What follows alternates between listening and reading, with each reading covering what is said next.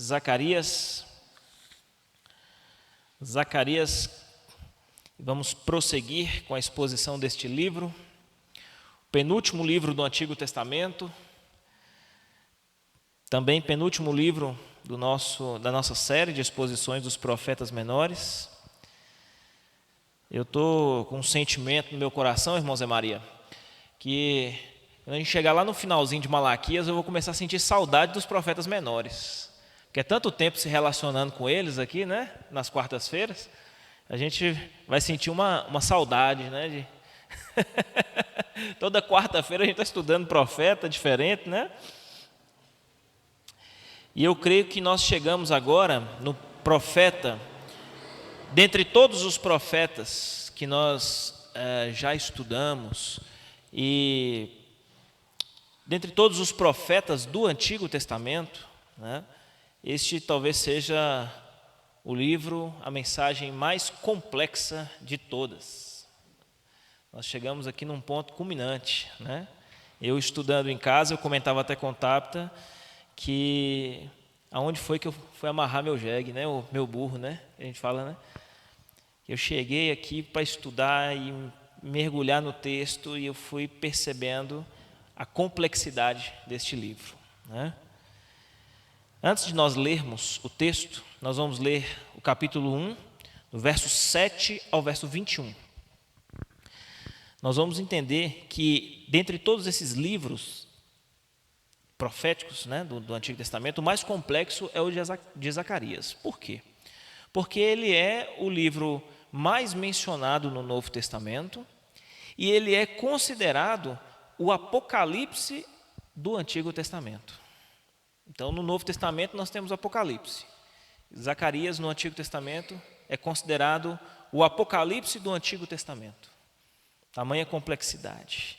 Este livro, ele traz visões que Deus concedeu ao profeta Zacarias. E essas visões vão trazer lições profundas a respeito de quem Deus é e dos seus propósitos em relação ao seu povo, né? Esse livro também é um livro cheio de perguntas, de questionamentos por parte do profeta Zacarias. Nós vamos, à medida que nós vamos caminhando, estudando esse livro, nós vamos percebendo que o próprio profeta, ele sempre está demonstrando a sua falta do saber, a sua falta de conhecimento a respeito das coisas. Ele está constantemente perguntando a Deus, por que isso? Por que aquilo? O que é aquilo? Senhor, o que significa isso?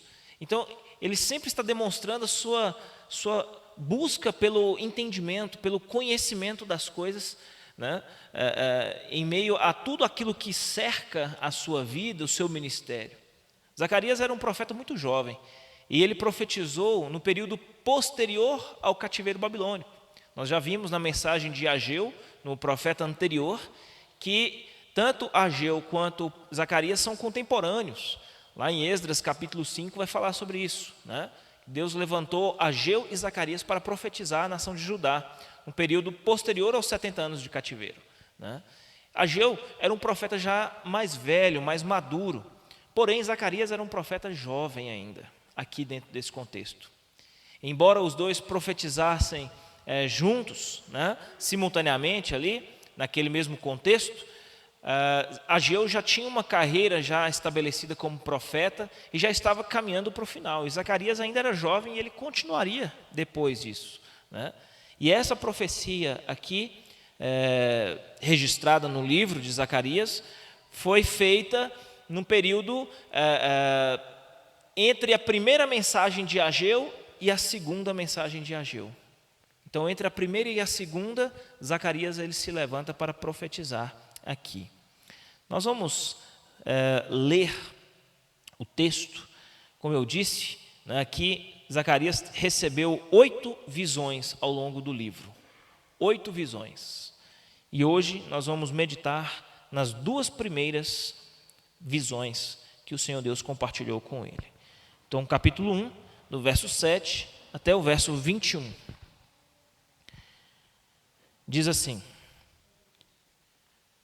No 24º dia do 11º mês de Sebate.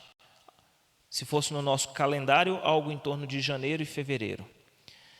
No segundo ano do reinado de Dario, a palavra do Senhor veio ao profeta Zacarias, filho de Berequias e neto de Ido. Durante a noite tive uma visão. Apareceu na minha frente um homem montado no cavalo vermelho. Ele estava parado entre as murtas no desfiladeiro. Atrás dele havia cavalos vermelhos, marrons e brancos. Então perguntei: quem são estes, meu senhor? O anjo que estava falando comigo respondeu: eu lhe mostrarei quem são. Os homens que estavam, o homem que estava entre as murtas explicou: são aqueles que o Senhor enviou por toda a terra. E eles relataram ao anjo do Senhor que estava entre as murtas: percorremos toda a terra e encontramos paz e tranquilidade. Então o anjo do Senhor respondeu: Senhor dos exércitos, até quando deixarás de ter misericórdia de Jerusalém e das cidades de Judá, com as quais está indignado há 70 anos? Então o Senhor respondeu palavras. Que tipo de palavras? Boas e confortadoras. Estamos no verso 13 do capítulo 1 de Zacarias. Ao anjo que falava comigo. E o anjo me disse: proclame, assim diz o Senhor dos exércitos: eu tenho sido muito zeloso com Jerusalém e Sião, mas estou muito irado contra as nações que se sentem seguras, porque eu estava apenas um pouco irado com meu povo, mas eles aumentaram a dor que ele sofria. Por isso, assim diz o Senhor: estou me voltando para Jerusalém com misericórdia, e ali no meu templo será reconstruído, ali o meu templo será reconstruído. A corda de medir será esticada sobre Jerusalém, declara o Senhor dos exércitos. Diga mais: assim diz o Senhor dos exércitos: as minhas cidades transbordarão de prosperidade novamente, e o Senhor tornará a consolar Sião e a escolher Jerusalém. Depois eu olhei para o alto e vi 4 chifres. Então perguntei ao anjo que falava comigo: o que é isso? Ele me respondeu: são os chifres que dispersaram Judá, Israel e Jerusalém. Depois o Senhor mostrou-me 4 artesãos. Talvez na sua tradução esteja aí ferreiro, né? Eu perguntei: o que eles vão fazer? Ele respondeu: ali estão os chifres que dispersaram Judá, ao ponto de ninguém conseguir sequer levantar a cabeça. Mas os ferreiros, os artesãos, vieram aterrorizar e quebrar estes chifres das nações que se levantaram contra o povo de Judá para dispersá-lo. Amém? Queridos, como eu havia dito, esse texto do livro de Zacarias é um texto bastante difícil de interpretá-lo. Talvez um dos livros mais complexos do Antigo Testamento, o Apocalipse do Antigo Testamento, mas traz para nós uma mensagem bastante importante, uma mensagem muito profunda, principalmente no que diz respeito à natureza do nosso Deus, o caráter dele. Um Deus grande, um Deus majestoso, um Deus todo-poderoso, um Deus que é justo e aplica a justiça dele contra o pecado, mas também é um Deus de misericórdia, é um Deus de segundas chances. E é um Deus que, para com o coração que está arrependido dos seus pecados, Deus, ele na sua misericórdia, no seu amor, ele se volta para com o pecador arrependido, a fim de restaurá-lo. Zacarias, como eu havia dito, era um jovem profeta, e ele tinha uma grande responsabilidade, juntamente com seu contemporâneo Ageu, transmitir uma mensagem ao povo de Judá num período posterior ao cativeiro. Durante 70 anos, o povo sofreu o cativeiro babilônico a fim de ser disciplinado por causa dos seus pecados. E depois de ter regressado para Jerusalém, a fim de reconstruir toda a cidade, reconstruir as suas casas, mas principalmente e acima de tudo, reconstruir o templo do Senhor. Esta era a prioridade do povo. O povo enfrentou oposição, obstáculos, desafios que se colocaram diante do caminho contra esse projeto da reconstrução do templo. O povo cedeu às pressões da sua época, à oposição que veio forte contra eles, e eles decidiram então deixar essa prioridade que era a reconstrução do templo de lado. E estes voltaram para suas terras, para suas casas, para reconstruir suas vidas particulares, né? Suas vidas pessoais. Cuidaram assim, tratando como uma nova prioridade. E passaram-se 16 anos, onde a obra do Senhor, que era a prioridade deles, que deveria ser a prioridade deles, ficou abandonada, deixado de lado, em ruínas, assim diz o texto lá em Ageu. É tempo de reconstruir casas luxuosas, de fino acabamento, enquanto o meu templo está abandonado em ruínas, né? E nesse contexto, Deus levanta os profetas para falar a esse povo, para chamar a atenção desse povo, principalmente para recordá-los a respeito do que havia levado eles para o cativeiro.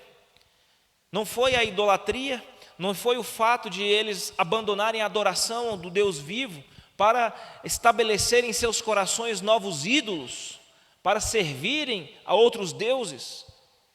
O que eles estavam fazendo era incorrendo novamente nas mesmas razões que os levaram para o cativeiro. Quando eles deixaram a reconstrução do templo para cuidar de suas próprias vidas, ao longo de 16 anos, sem terem a menor preocupação, ao contrário, estavam dando desculpas e justificativas para tentar explicar o porquê que eles haviam abandonado a reconstrução do templo. Os profetas trouxeram essa mensagem para dizer-lhes: olha, vocês estão deixando aquilo que deveria ser a prioridade na vida de vocês, que era restaurar a presença de Deus no meio de vocês, e vocês estão substituindo a obra de Deus pelas suas próprias vidas. Qualquer coisa que se ocupe o lugar de Deus na sua vida, que pecado é esse que nós estamos cometendo? Idolatria. E isso não precisa ser necessariamente uma imagem de escultura, um Deus, não é? Em forma, seja humana ou qualquer outra forma. Nós podemos colocar no lugar de Deus as nossas casas, nossos carros, nossa esposa, nossos filhos, nosso dinheiro, nosso trabalho, qualquer coisa que se ocupe o lugar de Deus, onde você deveria estar dedicando tempo ao Senhor e você está substituindo aquilo e dando prioridade a outra coisa na sua vida, você está incorrendo no pecado da idolatria. E era exatamente isso que o povo de Judá estava fazendo, os judeus estavam fazendo. Enquanto o profeta Ageu profetizava, Zacarias também trabalhava com essa responsabilidade de proclamar a sua palavra. E quando Deus então levantou o profeta Zacarias, Deus o escolheu para ser o seu profeta e incumbi-lo da missão de proclamar a sua mensagem e ajudar. A maneira como Deus se revelou a Zacarias foi através de visões. E como eu disse, aqui no livro de Zacarias, há 8 visões. E é interessante, meus queridos, que existe algo bastante peculiar nessas visões de Deus compartilhadas com o profeta Zacarias. Dentro da sua redação aqui no texto, a maneira como essas visões foram estruturadas dentro do texto aqui no livro de Zacarias, ela segue um padrão que é chamado de padrão quiástico, ou o que é um quiasmo, né? O que é o quiasmo? O quiasmo, ele é um recurso didático para transmitir uma mensagem, onde, dentro dessas 8 visões, a primeira visão, ela vai casar com a mensagem da 8ª missão, da 8ª visão, a última. A segunda vai casar com a 7ª. A terceira vai casar com a sexta. E a quarta vai casar com a quinta, formando um triângulo. De maneira que o objetivo é fazer com que a mensagem geral de todo o livro, ela possa convergir diretamente para a quarta e quinta visão. Então, começando na primeira e do outro lado da oitava, segunda, sétima, terceira, sexta e culminando na quarta e quinta visão, certo? Então, isso é o quiasmo. Isso é uma metodologia, né? Uma estrutura didática para a construção do texto aqui. E o objetivo é justamente transmitir uma mensagem que eleve a pessoa do Senhor Deus como sendo a pessoa mais importante e vai evidenciar o seu caráter, sua majestade, sua glória, seu poder. Outra questão importante no estudo do livro de Zacarias é que Deus, ao compartilhar estas visões com o profeta, isso traz uma repercussão no coração de Zacarias. Zacarias, quando ele está diante das visões de Deus, o seu coração ele estremece, porque ele fica um tanto quanto confuso em relação a tudo isso. E ele começa então os seus questionamentos, suas indagações ao Senhor. Em tudo aquilo que Deus revelava a ele, as suas visões, ele sempre estava lhe perguntando: Senhor, o que é isso? O que representa isso? Qual é o significado daquilo? E Zacarias sempre buscando essas respostas de Deus, e à medida que Deus o trazia para as suas visões, e ele o questionava e o perguntava, Deus ali o respondia e trazia as explicações, os esclarecimentos a respeito de cada uma dessas visões. Nós lemos aqui a primeira e a segunda visão, e eu quero convidar você a manter a sua Bíblia aberta aí, e nós vamos juntos analisar a mensagem presente nessas duas primeiras visões de Deus compartilhadas com o profeta Zacarias, o que elas têm a ver com o contexto pós-exílio, no qual Zacarias ali vivia junto ao povo de Judá, e as implicações práticas na nossa vida. Primeira visão, verso 7 e 8 do capítulo 1, diz: no 24º dia do 11º mês, o mês de Sebate, no segundo ano do reinado de Dario, a palavra do Senhor veio ao profeta Zacarias, filho de Berequias e neto de Ido. Durante a noite tive uma visão. Apareceu na minha frente um homem montado num cavalo vermelho. Ele estava parado entre as murtas, num desfiladeiro. Atrás dele havia cavalos vermelhos, marrons e brancos. Esta é a descrição da primeira visão que Deus compartilhou com Zacarias. Naquela época, meus queridos, um império, um governo, né, um reinado que possuísse cavaleiros, isso era algo que representava poder, recursos mais avançados que talvez outros povos, outras nações não tivessem. Grande parte das nações não possuíam cavaleiros. Os cavaleiros, eles eram figuras que representavam os enormes recursos disponíveis daquele governo, daquele império ou daquele reinado. Geralmente, a função desses cavaleiros era ser como mensageiros. Quando, por exemplo, um rei tinha um general num campo de batalha e ele precisava tanto receber mensagens desse general do campo de batalha, quanto também enviar ordens para esse general, qual era o recurso que ele utilizava? Os cavaleiros. Os cavaleiros eram aqueles selecionados para transmitir mensagens, eles eram os mensageiros. Eram aqueles que eram portadores das mensagens, dos decretos dos reis daquela época. Então, os exércitos ou os governos naquela época, né, os reis, os impérios, eles que tinham à sua disposição cavaleiros, era sinal de que esses eram articulados, eram governos articulados, eram governos que tinham bastante recurso. E aqui a mensagem é utilizada a figura desses cavaleiros, e esses cavaleiros, eles se faziam ali presentes naquela visão que o Senhor Deus trouxe a Zacarias. Vamos analisar aqui a primeira pergunta que Zacarias ele faz. Primeiro ele diz assim: então perguntei, verso 9, quem são estes, meu Senhor?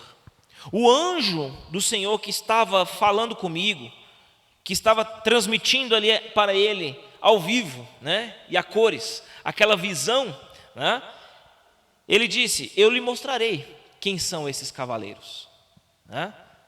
E aí no verso 10, o homem que estava montado ali entre as murtas sobre aquele cavalo, ele disse: são aqueles que o Senhor enviou por toda a terra.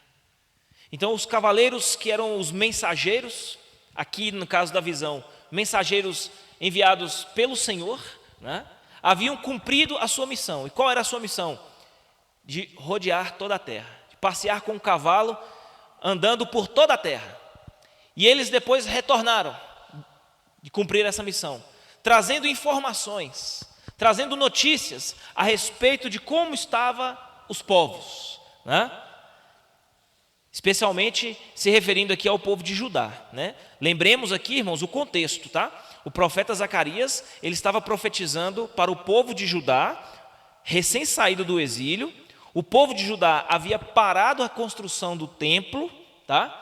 E eles estavam acomodados com as suas vidas particulares, sem se preocupar com o templo do Senhor, que era a prioridade que eles deveriam dar na reconstrução, certo?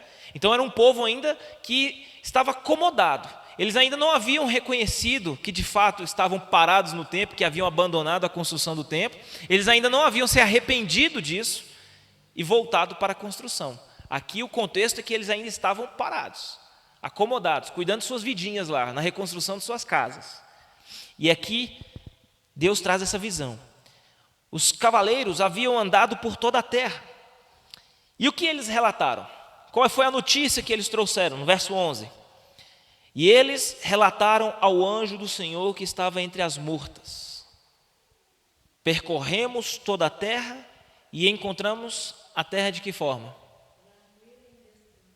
Tranquila e em descanso. Em algumas traduções, em paz e tranquilidade. Parece que é uma notícia boa, né? Parece ser, mas na verdade não é.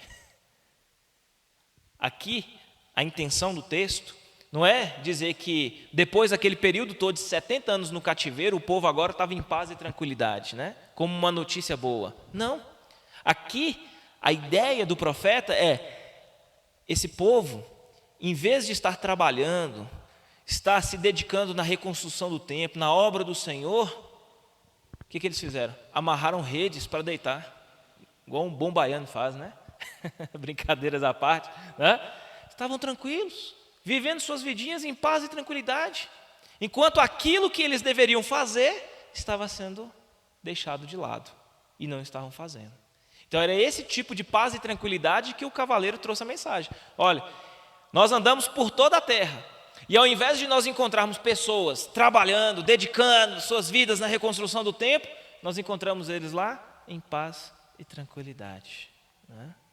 Todo mundo tranquilo, ó, jogando pedra na água, né? No rio, né? Na lagoa, contando as estrelas no céu, todo mundo tranquilo, sem fazer nada, né?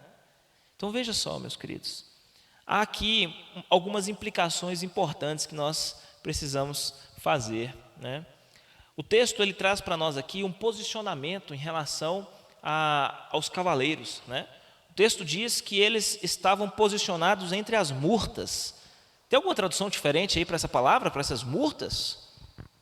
Como é que está aí na sua Bíblia? No verso 11, eles relataram ao anjo do Senhor que estava entre as murtas. Moitas. Moitas também? Murtas, né? Murtas. O que é isso aqui? Se a gente fosse imaginar o cenário, né? Era um grande desfiladeiro, com um vale muito grande, e ali haviam essas moitas, né, um matagal. Aquele espaço ali era um espaço onde lá ficava nas proximidades da cidade de Jerusalém. Quando os judeus comemoravam as festas das tendas, das cabanas, lembra que eram 3 festas por ano? Páscoa, Pentecostes, que é de primícias, e as tendas, né? E as tendas, essa festa das tendas, eles comemoravam o que lá? Eles comemoravam o período em que o povo de Israel ficou 40 anos no deserto, né? E eles ficavam durante 7 dias, eles saíam de casa, iam para esse vale, pegavam madeira no meio do mato lá, construíam suas tendas, suas barracas, e ali eles ficavam durante 7 dias, dormindo dentro daquelas tendas, aquelas barracas, e fazendo festa durante 7 dias. Era uma das festas do calendário judaico. E isso ficava num vale, não exatamente dentro do templo, dentro da cidade de Jerusalém, mas ficava fora das extremidades. Então, isso tem uma implicação muito importante para nós dentro do texto. Por quê?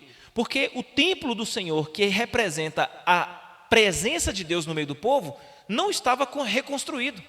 Ao contrário, a construção havia sido abandonada. Então, a presença de Deus ela ainda não havia sido restaurada no meio do povo, certo? Então, o que acontece? Os cavaleiros enviados por Deus, eles poderiam estar dentro da cidade de Jerusalém, mas eles não estavam.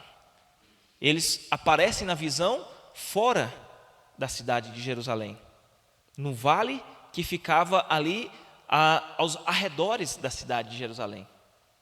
Então, isso traz uma implicação muito importante para nós, porque esses cavaleiros, ao saírem pela terra andando e ao retornarem, eles trazem uma mensagem preocupante. Que mensagem é essa? Em que as pessoas estão tranquilas. As pessoas deixaram a obra do Senhor, abandonaram a reconstrução dos templos, mas ninguém está preocupado com isso. Está todo mundo em paz e tranquilidade, vivendo as suas vidas. Veja só isso. Depois que ele traz esse relato, no verso 12, o anjo do Senhor que estava ali junto a Zacarias, faz uma espécie de oração a Deus. E olha o que ele diz aí: Senhor dos exércitos, até quando deixarás de ter misericórdia de Jerusalém e das cidades de Judá, com as quais está indignado há 70 anos? Aquele anjo, ao perceber que o povo estava havia sofrido durante 70 anos no cativeiro, eles ainda não haviam aprendido as lições suficientes para que eles pudessem ter uma atitude diferente. Ao contrário, ao invés de terem aprendido as lições no cativeiro depois de 70 anos, e aprendido ela e colocado em prática, eles estavam incorrendo novamente nos mesmos erros que haviam cometido lá atrás e que haviam os levado para o cativeiro. Deus havia manifestado a ira justa dele contra o seu povo, levado eles para o cativeiro, e diante desse cenário agora, o Senhor Deus haveria de intervir novamente contra esse povo, para quebrantar os corações dele e fazê-los voltar para o Senhor. No entanto, diante desse cenário preocupante do povo, e diante desse cenário onde a presença de Deus carecia de ser restaurada no meio deles, por causa da construção do templo, o Senhor Deus responde a essa oração. E a resposta de Deus é uma resposta importante, né? Olha só como é que o verso 13 ele diz: Então o Senhor respondeu palavras boas e confortadoras ao anjo que falava comigo. Olha só, traz para nós uma ideia muito importante de que a palavra de Deus, ao ser dita, ao ser pronunciada pelo Senhor, elas são palavras boas e confortadoras. Embora o cenário do povo de Judá fosse um cenário preocupante, Deus já havia manifestado o juízo dele contra os pecados desse povo, e Deus haveria de restaurar esse povo. Embora esse povo tivesse desobedecido ao Senhor, deixando a obra do templo de lado, né, Deus haveria de ter misericórdia deles e não desistiria deles. O Senhor Deus não desistiria deles. Só o fato de Deus estar levantando profetas para falar ao povo, para cutucar lá na ferida, de falar: olha, levanta aí, acorda, você está dormindo, você está tranquilo demais, vamos voltar para a obra do Senhor, vamos trabalhar, reaviva essa chama dentro de você, vamos voltar para o Senhor. 70 anos no cativeiro não foram suficientes, não? Então bora, aproveita essa chance, aproveita essa oportunidade agora que Deus está te dando. Não desperdice essa segunda chance que Deus está te dando, né? Então, o fato de Deus estar levantando o profeta para falar ao povo já demonstra um ato de misericórdia, de amor de Deus. Porque Deus poderia ser implacável com a atitude desse povo, né? Olha, levei vocês para o cativeiro, manifestei minha disciplina, meu juízo contra vocês, e vocês mesmo assim não aprenderam a lição suficiente, e agora estão novamente incorrendo nos mesmos erros. Deus poderia ser implacável, né? Ser impaciente com eles.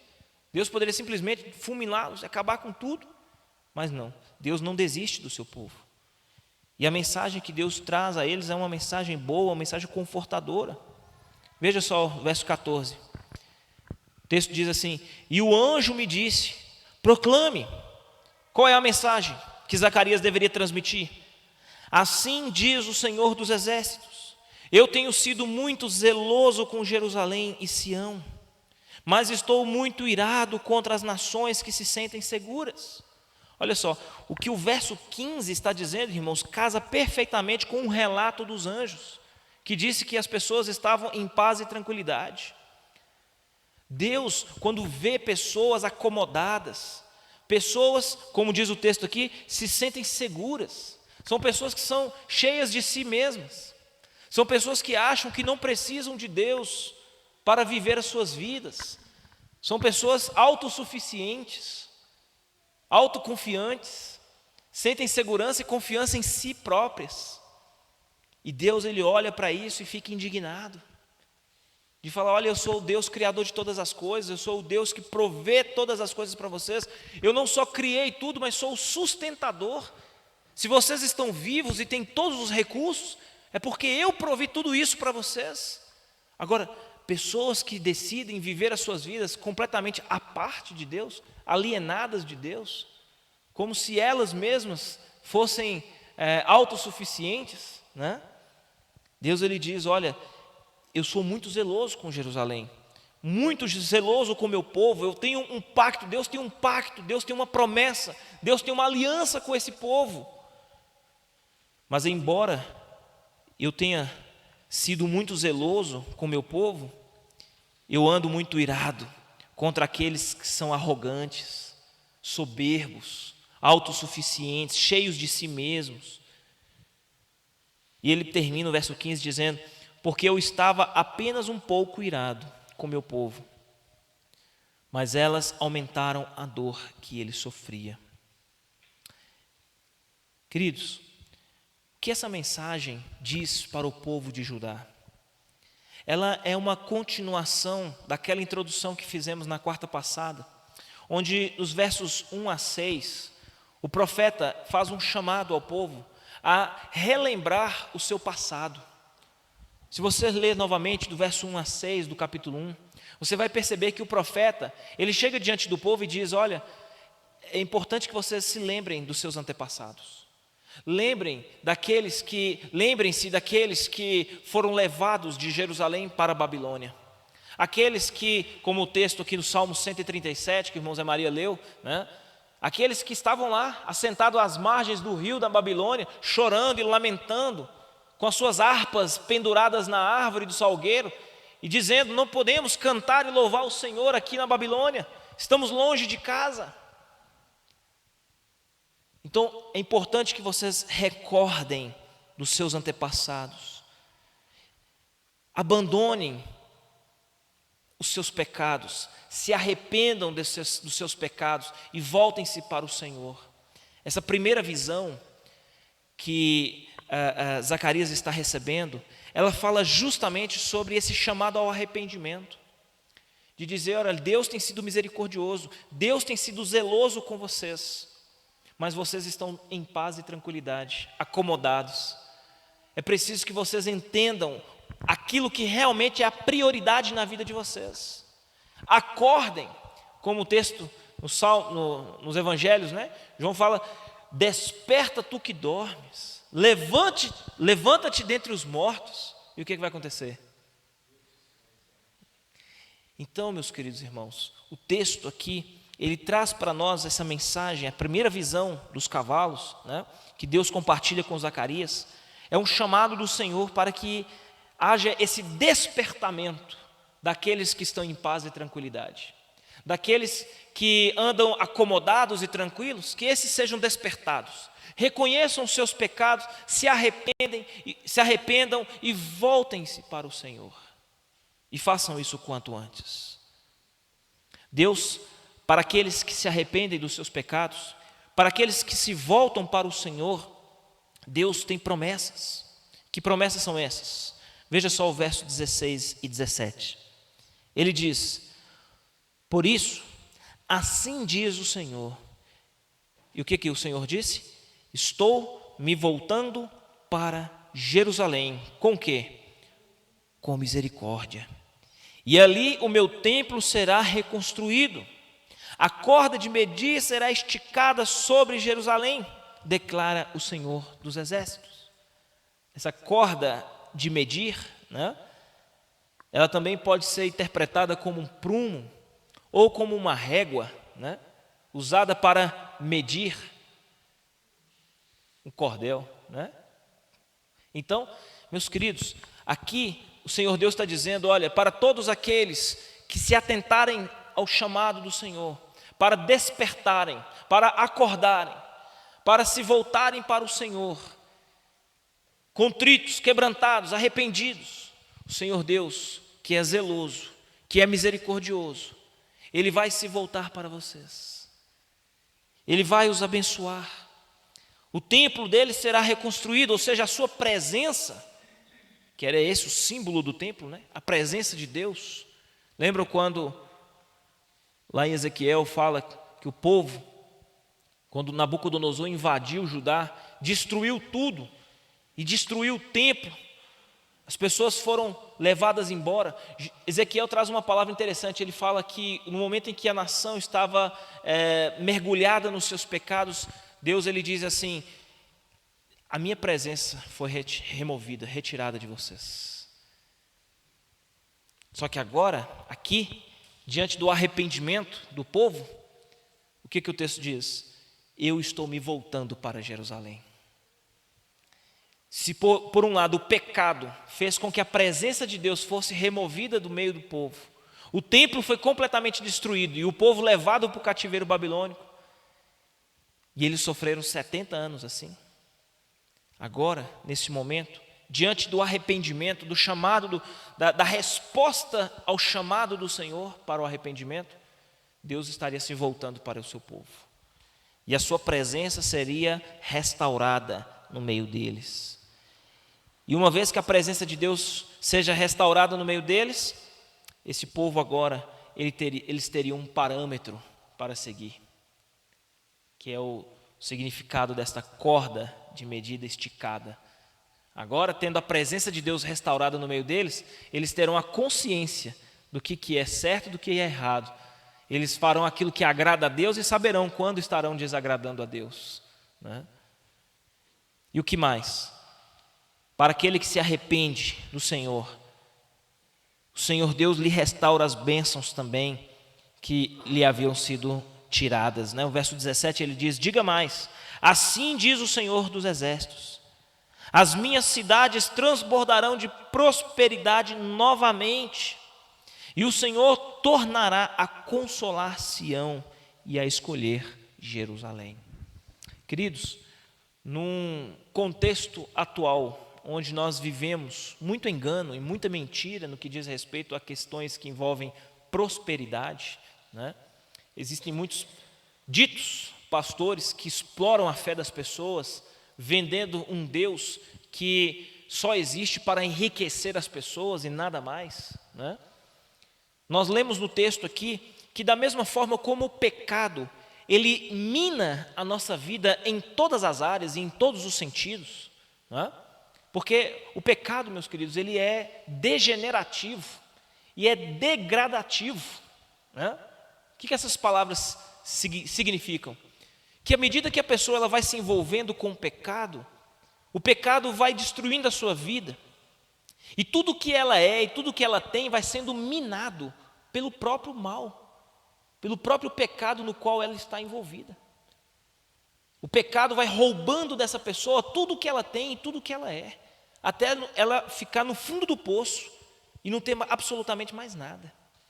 Mas à medida que a pessoa ela se arrepende dos seus pecados, ela se volta para o Senhor, ela abandona o pecado, aquilo que pelo qual fazia com que ela perdesse todas as coisas, ela começa então a novamente ter dignidade, ela começa então a ter ânimo e trabalho, e Deus então vai abençoando a vida dessa pessoa e ela vai conseguindo recuperar tudo de volta aquilo que ela havia perdido.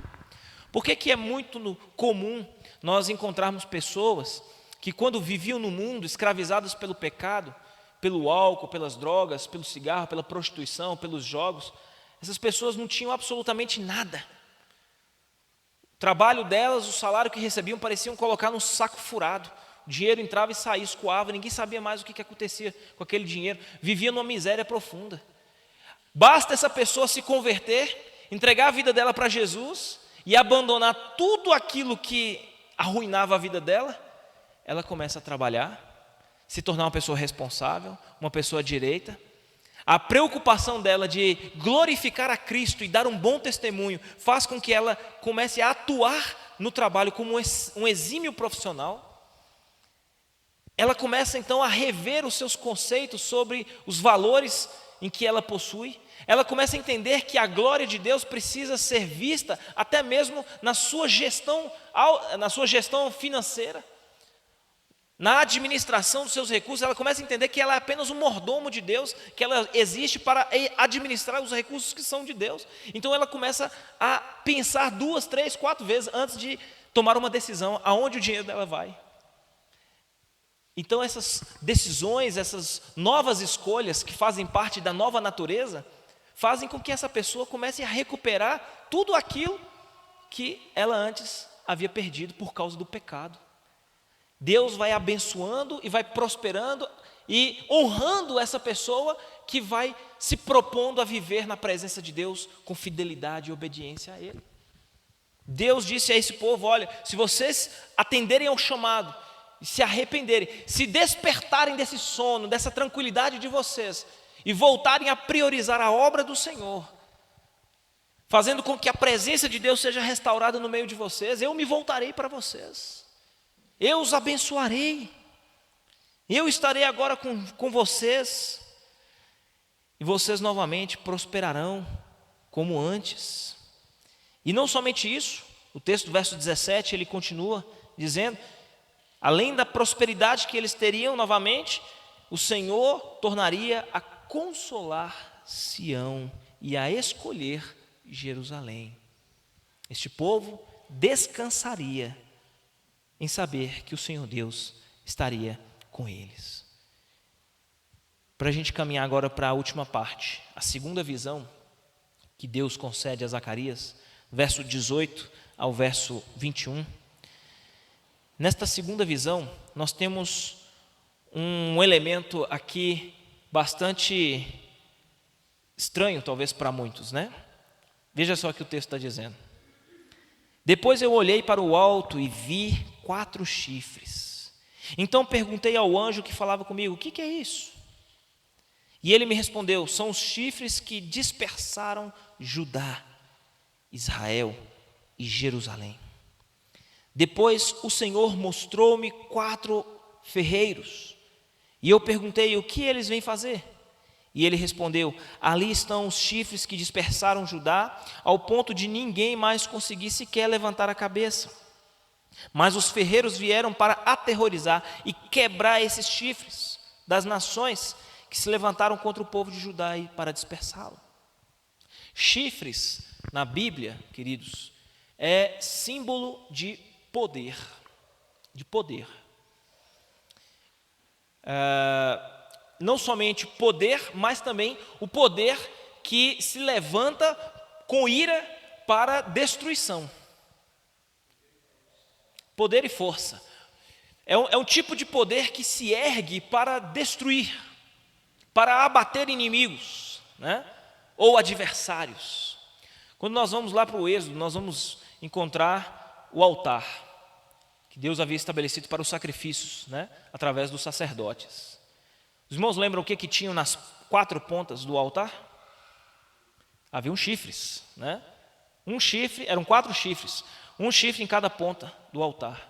E quando o sacerdote fazia o sacrifício, ele deveria derramar o sangue sobre cada um desses chifres. O que isso significa? Que há um poder, e esse poder ele vai se levantar com ira para abater. No entanto, o sangue do cordeiro, ele vem para cobrir esse poder irado e conter toda a sua força, aplacar a sua ira.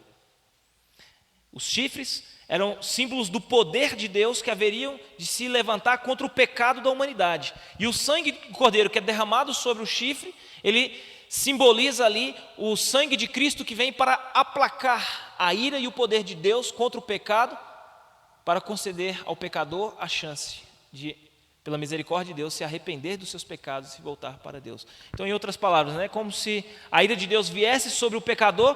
Jesus Cristo, ele com uma mão segura a ira de Deus aqui, retém a ira de Deus, e com a outra mão ele convida o pecador para vir ao arrependimento.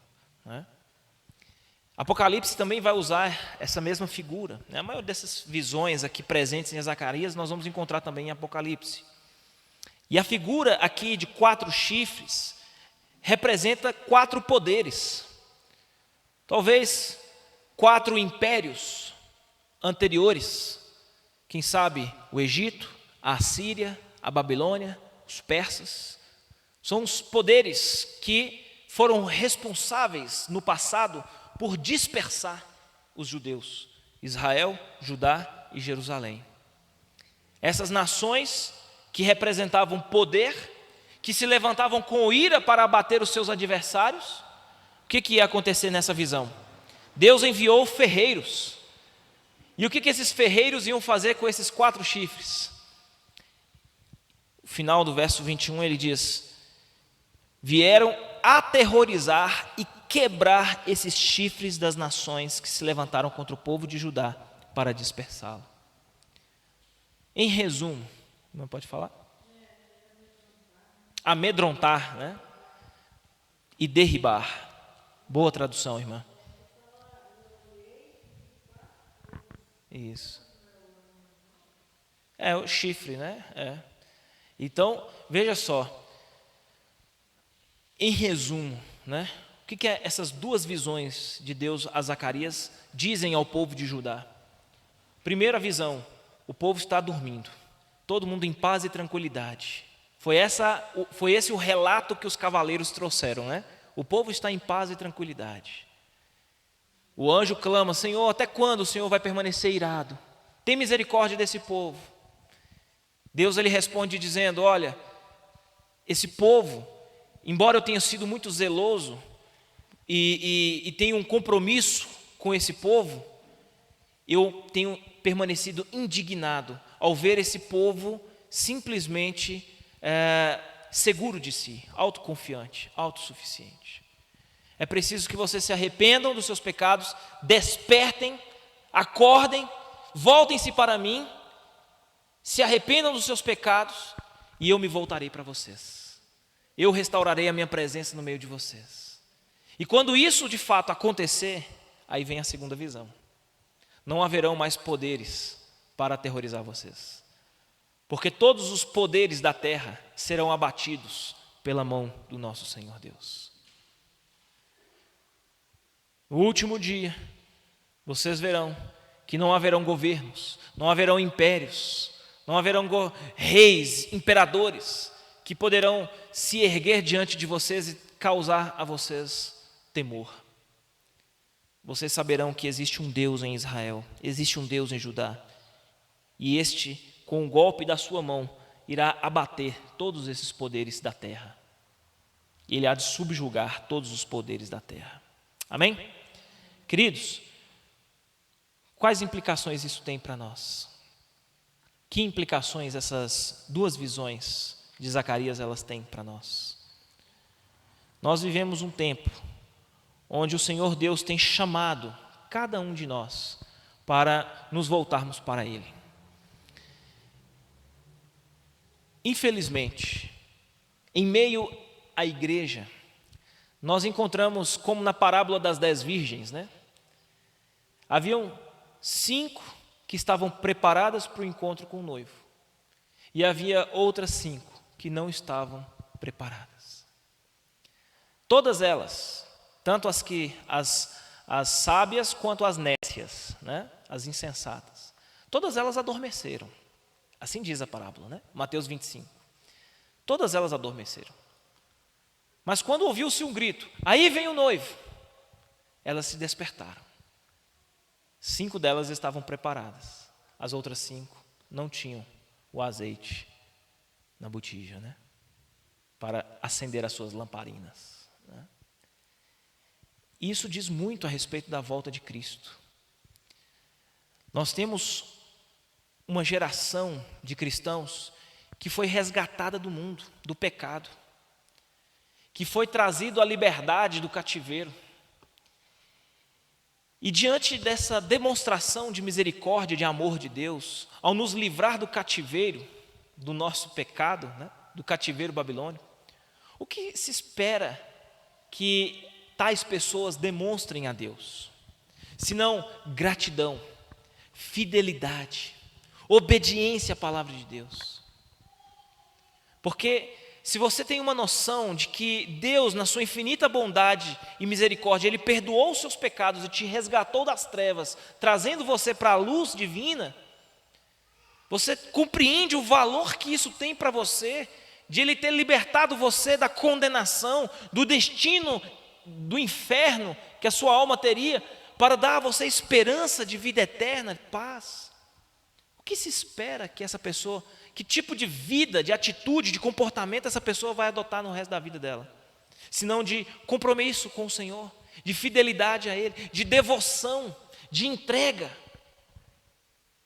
de obediência à palavra dEle. Mas, muito embora existam muitas pessoas que tenham sido perdoadas, redimidas e libertas da escravidão do pecado, estejam ainda vivendo suas vidas cristãs de maneira muito acomodada, né? Existem muitos que estão dormindo, muitos que estão em paz e tranquilidade. Essa paz e tranquilidade, ela pode ser vista também como uma espécie de um mau contentamento. O que é um mau contentamento? É aquela pessoa que ela sabe que ela está vivendo uma vida aquém daquela que ela deveria viver, mas ela está tranquila, isso não incomoda ela. Isso em nada traz um desconforto para ela. Ela sabe que ela não é o tipo de cristão ideal ou exemplo para as outras pessoas, mas o importante é que Deus me perdoou os meus pecados, me tirou do cativeiro babilônico, me trouxe de volta para Jerusalém, está tudo certo. Deus está chamando cristãos que estão vivendo nessa condição para acordarem do sono, para despertarem, para dizer, olha, você não acha que você está muito tranquilo, que você está em paz e tranquilidade, está na hora de acordar, de trabalhar, o templo está lá, a obra do Senhor está lá, precisa de você. Diante dessa esperança e dessa alegre expectativa que nós temos de um dia o Senhor Jesus Cristo se manifestar em glória, onde todos os poderes da terra serão abatidos, onde toda injustiça desse mundo irá cessar e a justiça de Deus irá prevalecer sobre todos. Nós devemos viver a nossa vida baseada nessa alegre expectativa desse grande e glorioso dia, vivendo uma vida, sobretudo, para o agrado do Senhor, para a glória dEle. Amém? Vamos orar e vamos pedir a Deus que nos abençoe, que nos ajude e que nesse tempo sejamos verdadeiramente despertados. E se há algum tipo de contentamento equivocado da nossa parte com a vida que nós estamos levando, que nós possamos de fato ser despertados pelo Senhor, que o Senhor Deus possa realmente nos fazer levantar do lugar onde nós estamos e nos envolver com a obra do Senhor, com devoção, com entrega, com dedicação. E através da nossa vida, nós possamos demonstrar a todos essa expectativa que nós temos do maravilhoso encontro que nós teremos com o Senhor na glória, nesse último dia, onde Deus dará uma demonstração final e plena do seu poder sobre todos na terra. Vamos orar. Irmã Wanda, deixa eu fazer essa oração por nós.